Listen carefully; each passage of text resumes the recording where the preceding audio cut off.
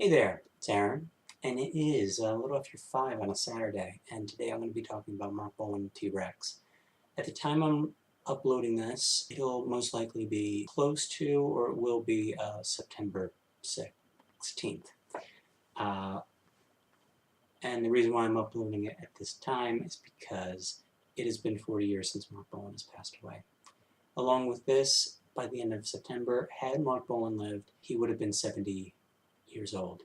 So I thought I would talk about the music of Marc Bolan and T-Rex and go through all 12 albums, the 4 Tyrannosaurus Rex albums, and the 8 T-Rex albums. Please keep note that the first T-Rex album that I got was some 14 years ago, and that was Electric Warrior. And today I just got Futuristic Dragon in the mail. But I heard the MP3 version through Amazon. So I can say that I've listened to at least all the albums 2 times. I also want to mention the person who asked me to make this video, and that guy would be Paul Sally, somebody who I've known from Facebook and YouTube. As to who Paul Sally is, I will provide a link to his YouTube channel, and what he does is he's a big fan of Jimmy McCulloch from Paul McCartney and Wings. He has done a lot and devoted a lot of time to posting things about Jimmy McCulloch. He also manages the Jimmy McCulloch Facebook page, which has a whole bunch of pictures. He's devoted so much of his time to this, to the point where Jimmy's family from Scotland have gotten in touch with him. So that's saying something right there. Alright, for now I'm going to be talking about T-Rex. The group started out as Tyrannosaurus Rex, and they were formed around 1967 by Marc Bolan. Before this, Marc Bolan had been in the music business for a few years. He had released a couple of solo singles, I think, here and there, and he was in a group called John's Children, who weren't together for very long. But by 1967, he was in a group called Tyrannosaurus Rex, which was him on guitar and vocals, and a guy by the name of Steve Peggern-Took on percussion, bongo drums. And so the two of them were a folk rock duo, and they played around little places in London and elsewhere. At one point, Marc and Steve met a producer by the name of Tony Visconti. Now, from his end, Tony Visconti was a producer from New York, and he was being shown the ropes in how to produce a record, or how to become a record producer. So he was in England doing all this. So the guy who was mentoring him at that time, he said, I guess as his graduation present, you can think of it, he said, go out, find a band, you can produce them, and I'll pay for the session. The first album, well, I guess you can call it the first T-Rex album, but it's technically a Tyrannosaurus Rex album. But nevertheless, the first album that came out has a very, very long title.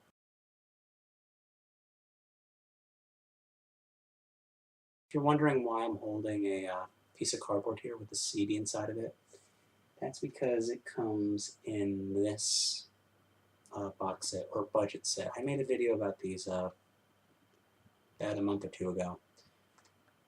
You can go check that out whenever you want to, but I didn't mention this because I didn't have it at the time. So the first time here, My People Were Fair, it's okay. Very different compared to what was to come from more years later with T-Rex and the switch to electric guitar. Obviously, for the first few years, they were acoustic guitar and percussion. That was it. Plain and simple. And yeah, the songs on here, it just feels like a 33-minute track, just meshed together. And yeah, it's really hard to pick favorites here. If I had to, Hot Rod Mama is good. Dwarfish, Trumpet Blues, Mustang Ford, Graceful Fat Sheba, it's just okay. Next up, they released another album in 1968.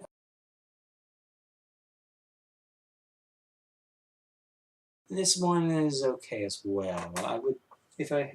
Between these two, I would say Prophet, Seers, Sages is a little bit better. If I had to pick favorite songs, well, there's Deborah Bed, or it's also known as Deborah, which, if you've seen Baby Driver earlier this year, yes, the song is in that movie, and I just read yesterday, currently or about a month ago, there was a lawsuit filed by Marc Bolan's son against the people, or Sony Pictures, or whoever put out Baby Driver, that they didn't ask for permission to use the song in the movie.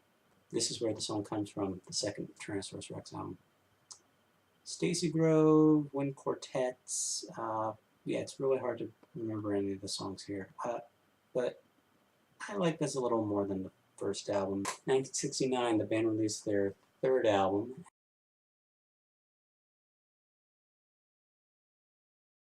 This is easily my favorite of the first three. Very different compared to the first two albums. With the first two albums, it was very basic, just Mark with his guitar and Steve with his bongos. With this one, they're playing a little more instruments here, but the songs are a lot more diverse on here compared to the first two albums. And I don't think they've made another album like this, really. Favorite songs, I like Chariots of Silk, Throat of Winter, Cat Black, The Wizard's Hat, Stones for Avalon. This is a really good album, well worth checking out. Now Unicorn, their third album, that would prove to be the last album to feature Steve Took. He and Mark, there were tensions between them, and either Steve left or Mark fired him. I think Mark fired him. Mark decided to continue and find another percussionist, and I think Tony Visconti also helped him in the process. And in the end, they found a guy by the name of Mickey Finn. Now, from what I'm to understand, from hearing Tony Visconti in interviews over the years, Mickey Finn, rest his soul, was given the job more so for his looks than his actual playing. I don't think Tony Visconti was saying that Mickey Finn was a bad percussionist. I don't think he was a bad percussionist. I thought he was a very good percussionist. But I guess there were other guys that were better, or that they probably wanted to take. But from what I'm hearing, it's just that Mickey and Mark together looked great. They looked like a great pair. Mickey was given the job, and Tyrannosaurus Rex continued. And the next album that came out would prove to be the last album with the Tyrannosaurus Rex name.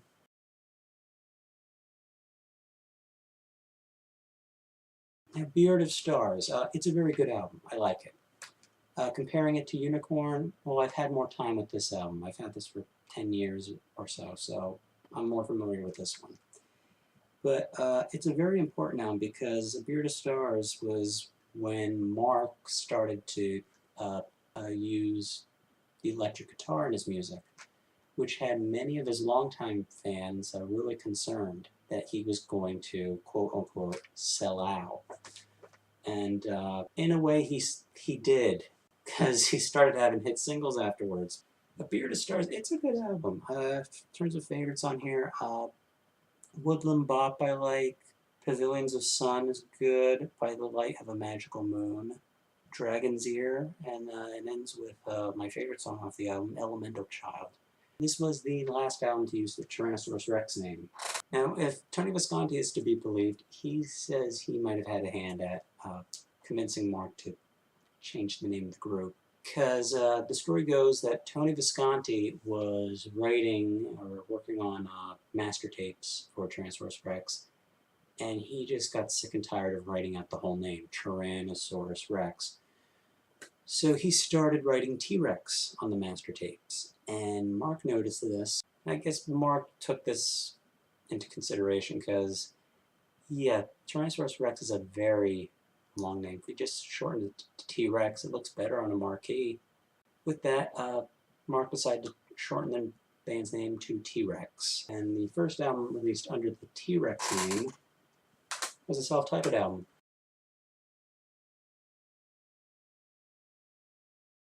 I prefer Beard of Stars. I feel like that's the more well-rounded album, but this one's good too. Children of Rarn, Jewel, Beltane Walk, Is It Love, One Inch Rock, The Wizard, which I think is a cover of a song that he recorded as a solo artist.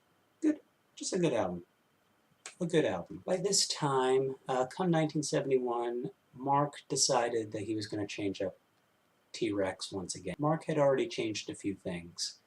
He changed the band's name, he changed their sound by switching to electric guitar, and now he's going to add more people to the group. It wasn't just going to be him and Mickey Finn. It was going to be him, Mickey Finn, and a couple of other guys. 2 guys to be exact. And those guys were a bassist by the name of Steve Curry and a drummer by the name of Bill Fifield. Now with Bill Fifield, he was from a band that Tony Visconti produced. The band's name was Legend. So when Marc met Bill, Marc decided, I'm going to call you Bill Legend from now on. Much better name.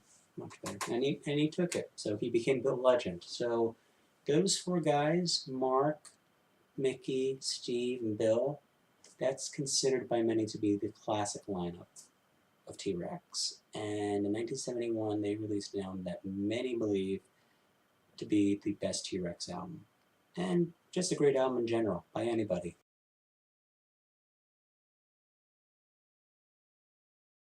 Yep, I have this one on vinyl, because it's that good. It's a great album, one of my all-time favorites.